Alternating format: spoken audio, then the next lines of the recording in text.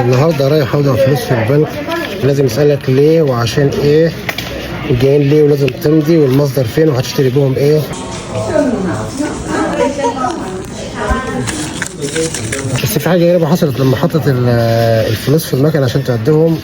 المكنه بعد ما خلصت تعدي الفلوس طلعت ورقه مطبوعه فيها التاريخ والمبلغ الاجمالي اللي عدته والرقم التسلسلي بتاع كل ورقه دولار المكنه عدتها. والحاجة التانية ان كل دول مرفوضين ان البنك ياخدهم. ليه؟